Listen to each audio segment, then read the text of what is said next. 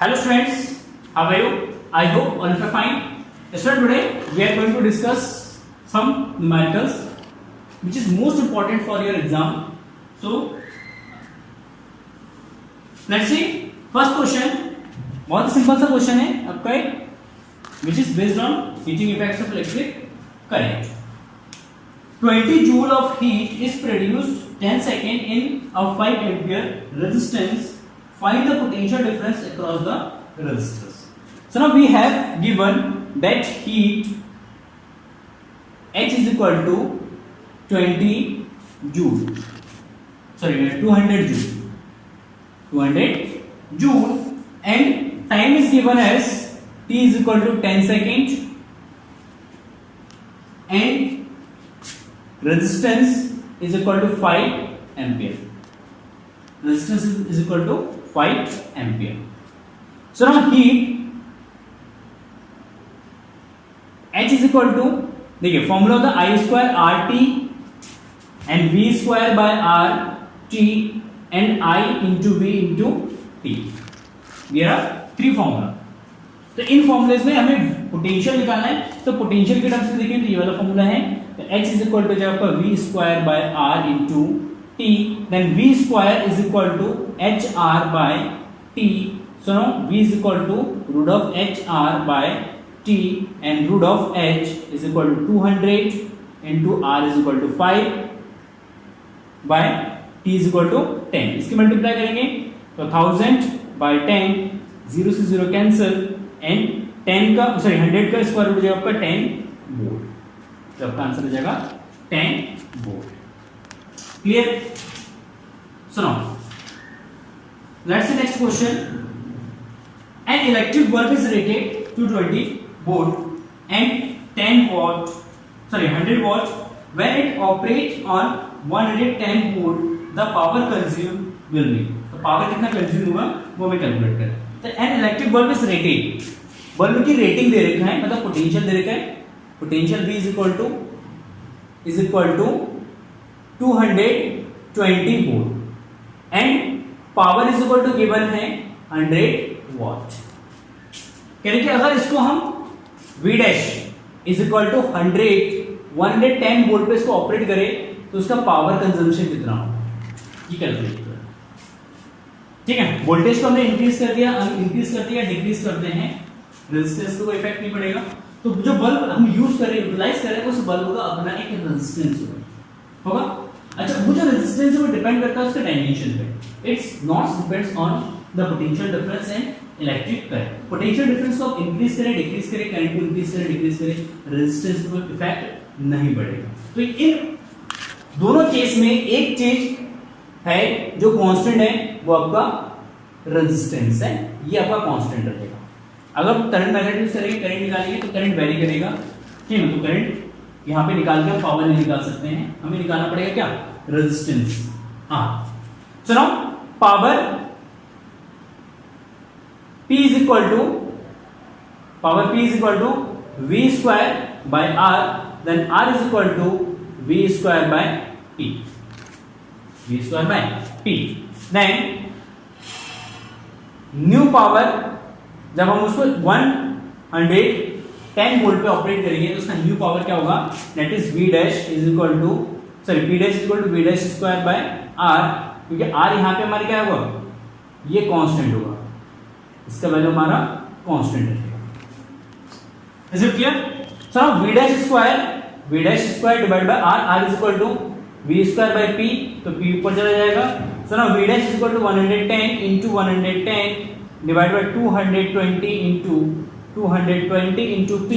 P is equal to आपका है 100 what. तो 0 से 0 कैंसिल, 11 2 2 जा 4 से इसको डिवाइड करेंगे, दैट इज 25. तो P dash is equal to 25 watt. मतलब उसका जो पावर कंजम्पशन होगा वो जाएगा 25 वॉट. ठीक है, it's a very simple question. So now next,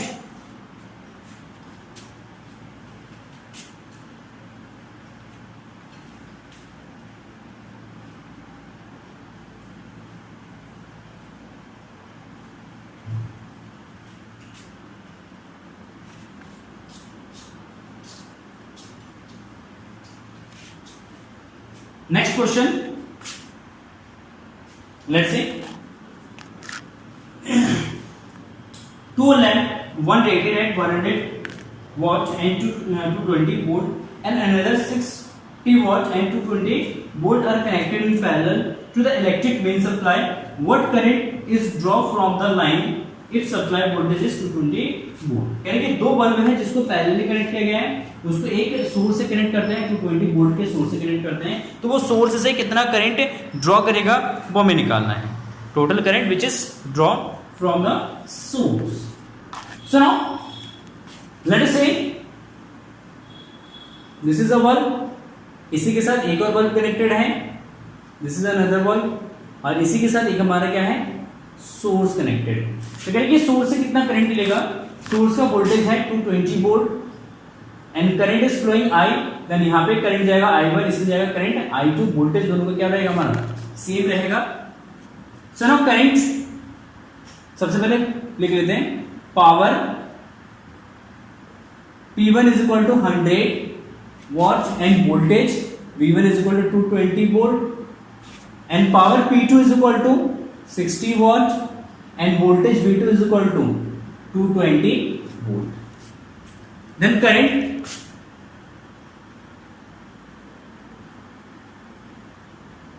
draw by the bulb first bulb में कितना करंट ड्रॉ किया है, that is I1 is equal to P upon V, then P1 upon V1, because P is equal to V into I, क्या था V into I ना, तो यहां से करंट निकालेंगे तो P अपॉन V हो जाएगा, then I1 is equal to P1 upon V1, then P1 is equal to what 100 divided by 220 divided by 220, यहाँ पे 0 से 0 cancel, 10 by 22 and current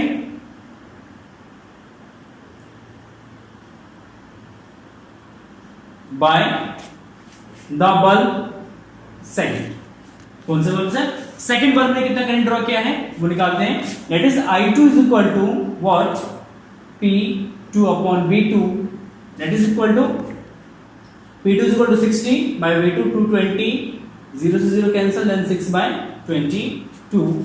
total current कितना ड्रॉ किया है, total current which is drawn by the circuit या drawn by the two bulbs, that is I is equal to I1 plus I2.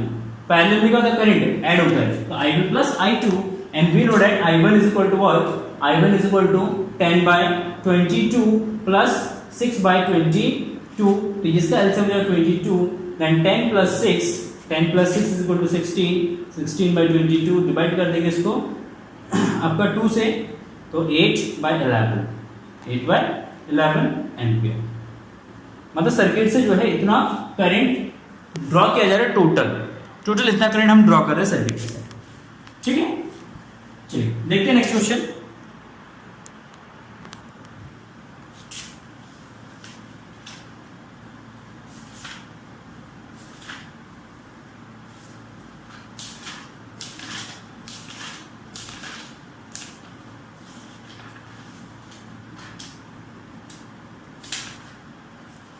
Next question. An electric refrigerator rated 500 watt operates 6 hours per day. What is the cost of energy to operate it for 30 days at rupees 4.5 per kilowatt? मतलब per unit के हिसाब से उसको electricity bill pay करना पड़ेगा. एक refrigerator है 500 वाट की है, उसको पर डे जो है हम 6 आवर्स यूज करते हैं, तो 30 डेज के मंथ में कितना इलेक्ट्रिसिटी कंज्यूम करेगा. So now we have given power is equal to P is equal to 500 watt, इसको 1000 से डिवाइड कर देते हैं, then 500 by 1000 किलोवाट, किलोवाट में कन्वर्ट हो जाएगा 0.5 किलोवाट. ठीक है, तो energy consumed by the refrigerator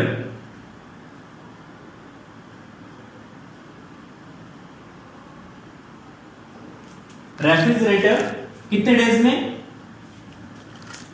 30 days में। तो energy consumed by the refrigerator in 30 days,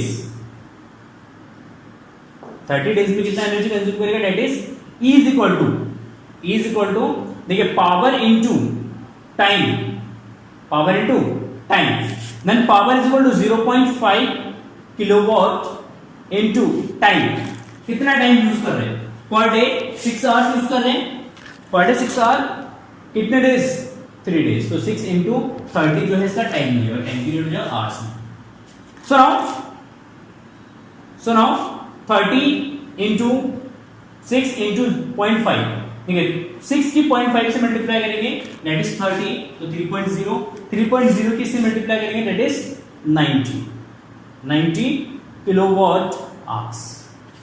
मतलब एक मंथ में 90 किलोवाट आवर्स एनर्जी क्या कर रहा है? वो कंज्यूम कर रहा है। Then cost of energy cost 90 into 4.5, 9 5 जा 45, 4 9 4 जा 36, 4 40 0, तो इतना रुपीस जो है उसको क्या करना है?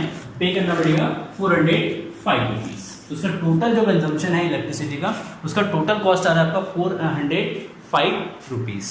तो आई होप क्वेश्चंस ये क्लियर हो गया होगा।